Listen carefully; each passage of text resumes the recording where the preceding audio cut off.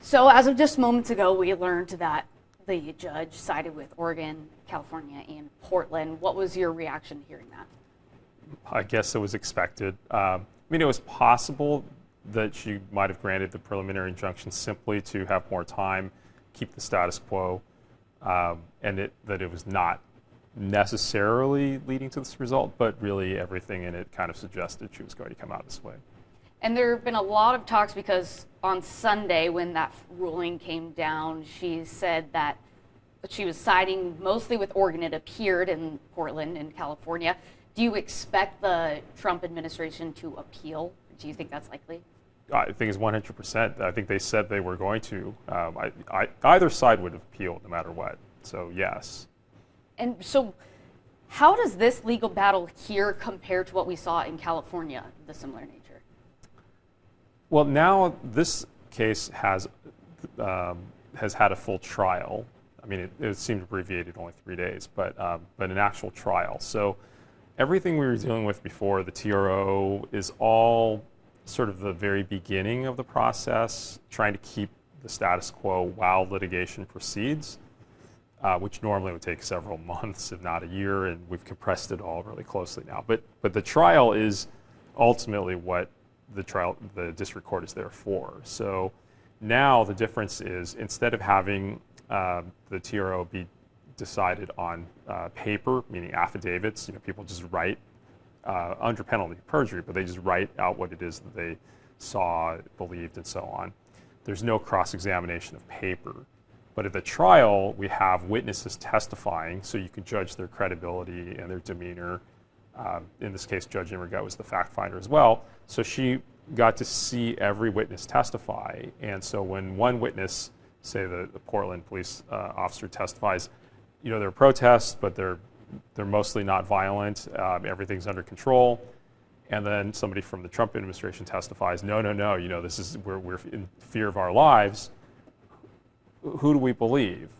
Or who does the fact finder believe? Well, here the judge is able to go beyond just words on paper, but really see when somebody's testifying, do they seem believable, or are they giving signs of maybe being less honest, less credible, and so on.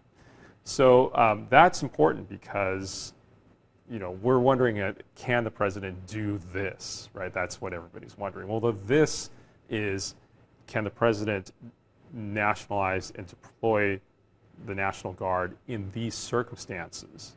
And there are circumstances where the president could do that. Obviously, if we were invaded by a foreign army, the president could do this. If the mob was setting fire to all federal buildings and chasing federal law enforcement and federal agents out of the city, then yes, those sorts of facts would pretty much, I think, allow the president to deploy the National Guard. But on the other hand, if it's protests, nonviolent protests, that's different. And so for the judge to make these findings is what will make it harder for the Trump administration to win an appeal. It's not that they can't win an appeal, but they would have to get a legal rule that essentially says the president's determination is conclusive when the president says, my people can't enforce federal law. You really would have to be able to disregard these findings, the factual findings. In California, do we see more written testimony, as you were saying? Well, I think California is not, they haven't progressed still, to this stage. And why do you think, you kind of touched on it, but us progressing so fast compared to California, that's a huge difference. What kind of does that say about Oregon? I think it says Judge Immergut just was running a really tight ship and decided that this issue is so important that it just can't be left to the normal pace of litigation. She did say that she ruled that it would cause irreparable harm to the community. And on the point of Judge Immergut, a lot of people were kind of surprised to see her pushing back on President Trump because she is a Trump-appointed judge. What was your thought when you kind of heard that she was leaning towards Oregon and Portland? First of all, I know we sort of always break this down reductively into who appointed whom, and certainly the Supreme Court that really makes sense. That the president is heavily involved in who the president is going to nominate to the Supreme Court, meeting the finalists and so on. But when we talk about the lower court judges, so the Ninth Circuit judges and the district judges, I mean, yes, the Constitution says the president nominates them with the advice and consent of the Senate. But as a practical matter, what has tended to happen is that if there's a senator of the same party as the president, then the senator will sort of recommend people for the president to consider for the circuit or district judges. And then the president or the president's team will sort of pick them. And so really at the district court level, there's much less actual involvement by the president. And I think it's pretty clear. I don't know if the president even knows who Judge Immergut is, because when she first issued the TRO, he was calling her him, and I mean, maybe that was just his trolling or what, but I think it's highly plausible that he had no idea who she was when she was nominated. And by all accounts, I think Judge Immergut has a very is held in very high regard by lawyers on all sides. So, even though we think, okay, she's a Republican appointee, I have colleagues here who've appeared before her who on the defense side who have said that, they think she's a really fair judge.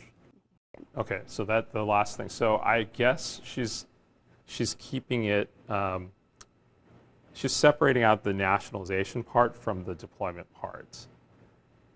And so it sounds like the injunction only blocks the deployment, so that those National Guard members can stay federalized right now.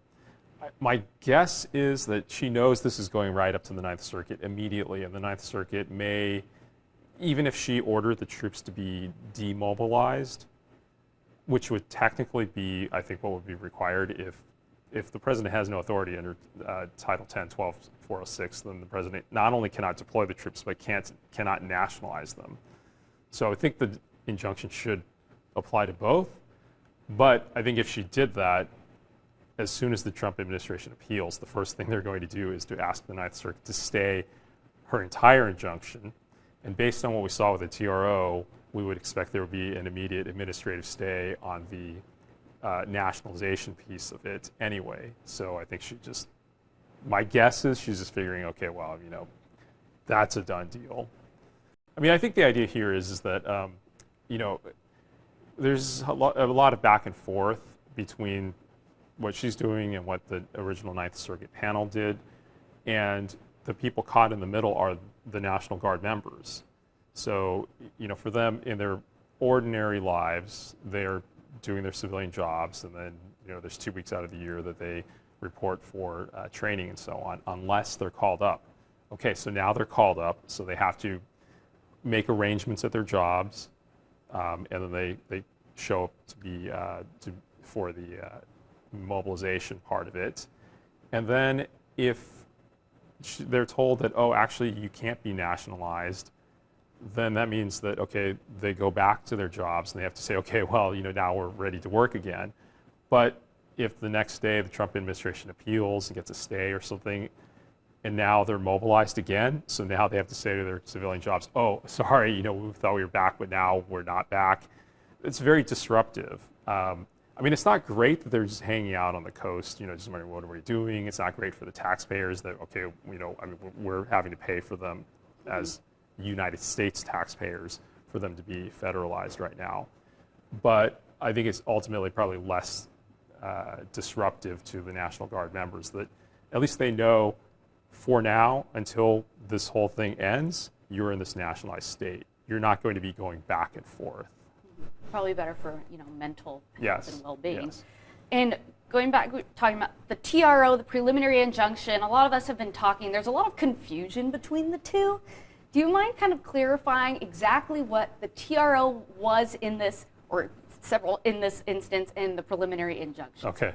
All right. So they're all basically kind of variations of the same thing. But the TRO is meant to be very short. And the reason it exists is that sometimes there are just emergencies that you need to keep the status quo, keep things the way they are. And whether there should be a preliminary injunction, which is a longer pause, that needs to be worked up in more detailed briefing and so on, and that takes time. So until you have time to do that, the TRO says, okay, we're just putting a pause for a week or 10 days, 2 weeks. That's about sort of the duration of it. Then the preliminary injunction is, okay, we've had a little more time to have some serious briefing and to consider whether we should have a longer pause while this case is being litigated, because litigation normally takes a long time. So the preliminary injunction can last through the scope of the litigation. Now we're at a permanent injunction, which is the remedy, which is to say that as long as things are the way they are now, there's no deployment of the troops.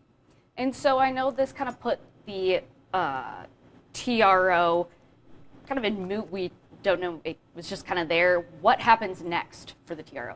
Well, the TRO expired on its own terms on Sunday. Yeah. And then that's why it was replaced by the preliminary injunction that lasted this week so that the judge could work through in more detail and review all the exhibits and so on until she reached her verdict, which is what we got just now.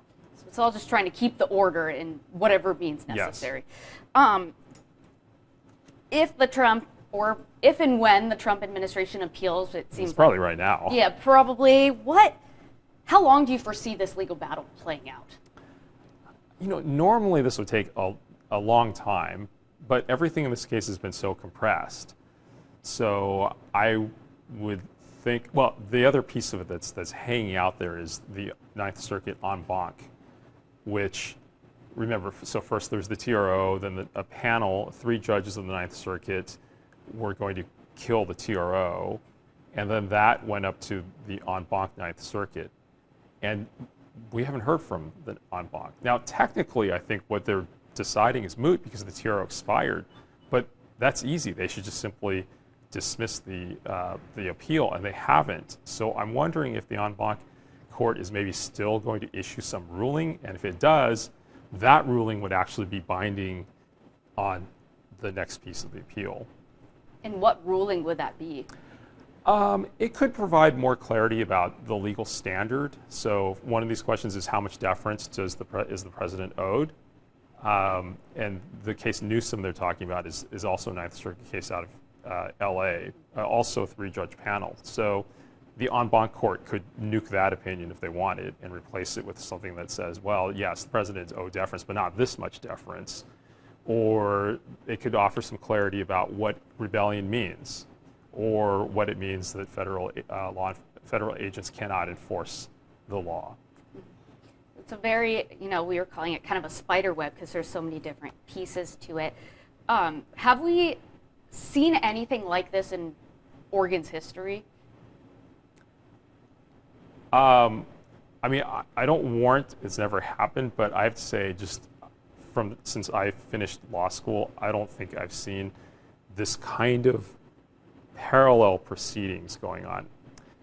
Maybe the closest was in the mid-2000s. There was a guy who was captured in Afghanistan and held as an enemy combatant in Virginia, and he kept winning at the district court these issues, but the government would appeal and they would win at the Fourth Circuit, and that bounced up and down. So maybe that's the closest I can think of, but this is really crazy to have things going on at the same time. Normally you have everything happens to the district court, it's done, and then it goes up on appeal to the circuit court.